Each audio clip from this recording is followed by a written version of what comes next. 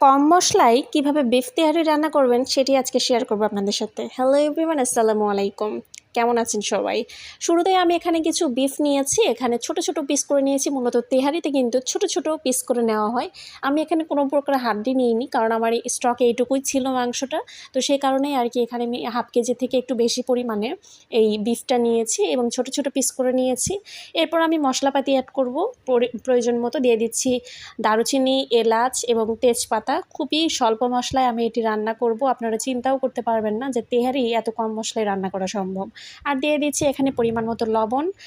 লবণের পর দিয়ে দিতে হবে পরিমাণ মতো মরিচের গুঁড়া। আমি এখানে সব কিছু একবারে ব্যবহার করছি। পরবর্তীতে আমি পোলাও বা পোলাওয়ের চালের সাথে কিছু ব্যবহার করব না, তো এখানে একবারই দেওয়া হচ্ছে। দিয়ে দিচ্ছি এখানে একটু মাংসের মশলা। এটি অপশনাল, না দিলেও কোনো প্রবলেম নেই, কিন্তু আমার মনে হয় এটার টেস্টটা দ্বিগুণ করে তোলে। দিয়ে দিচ্ছি আস্ত কাঁচামরিচ, এখানে আপনি ঝাল অনুযায়ী ব্যবহার করতে পারেন।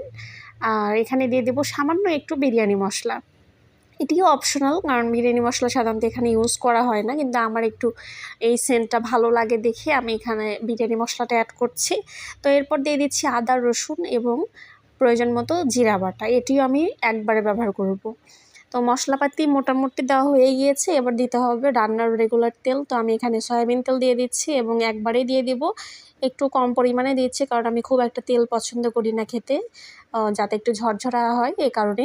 তো দিয়ে দিচ্ছি একটু বেশি করে পেঁয়াজ কুচি। এটি পেঁয়াজ কুচি আপনার দিলে টেস্টটা ভালো হবে। তো খুব একটা বেশি না, দেখতেই পাচ্ছেন যে সব কিছুই এবার ভালোভাবে হাত দিয়ে মিক্স করে নিচ্ছি। হাতে মেখে আমি এটি মূলত রান্না করছি। অনেকে একটু আলাদাভাবে রান্না করতে পছন্দ করেন, তো আমি এখানে প্রেশার কুকারে দিয়ে দেবো, কারণ ঝামেলা আমার খুব একটা পছন্দ না। একদম শর্টকাটে একটু রান্না হবে। আর একটু সাইজটা দেখতে পাচ্ছেন মাংসের। আর এখানে একটু আমি দিয়ে দেবো পরিমাণ মতো পানি। এখানে হাত ধোয়া পরিমাণ পানি দিচ্ছি, যাতে একটু এটা সিদ্ধ হয়ে আসে মাংসটা। মূলত 2টা সিটি হলেই হয়ে যাবে। তো এবার আমি ঢাকনাটা ঢেকে এটি চুলায় বসিয়ে দিব। তো এখানে আমি দিয়ে দিয়েছি, মোটামুটি এটা হয়ে যাক 2টা সিটি। আর এদিকে আমি নিয়ে নিচ্ছি একটা রাইস কুকার। এই রাইস কুকারে আমি রান্নাবান্নাটা কমপ্লিট করব। দিয়ে দিচ্ছি পোলাওয়ের চাল। এখানে আমি কোনো প্রকার তেল ইউজ করব না, জাস্ট ডিরেক্ট আমি এই চালটা ব্যবহার করছি। আর একটি কাঠের খুন্তি দিয়ে আমি নাড়াচাড়া করছি, দেখতেই পাচ্ছেন। একটু ভাজা ভাজা হয়ে আসবে সে পর্যন্ত অপেক্ষা করব।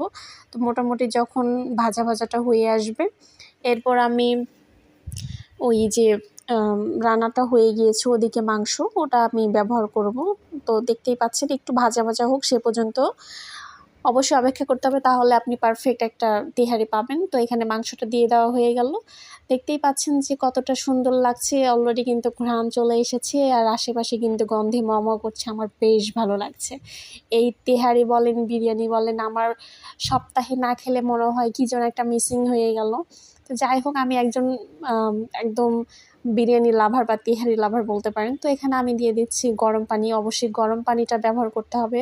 পরিমাণ মতো গরম পানি দিবেন, যাতে মাংস এবং চালটা ঢেকে যায় পুরোটা, সেই অনুযায়ী আপনি ব্যবহার করবেন। তো এই তো যখন এটা দেওয়া হয়ে আসবে, আমি ঢাকনা দিয়ে ঢেকে দিব একদম লং টাইমের জন্য। লং টাইম বলতে খুব একটা কিন্তু টাইম লাগে না।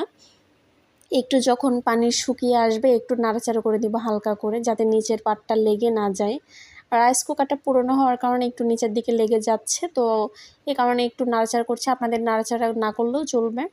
তো এই তো মোটামুটি হয়ে গিয়েছে, সাথে একটু কাবাব নিয়েছি। এই তো আমার আজকের লাঞ্চ। তো কেমন লাগছে অবশ্যই কমেন্ট করে জানাবেন। আপনারাও কিন্তু বাসায় ট্রাই করতে ভুলবেন না। ধন্যবাদ।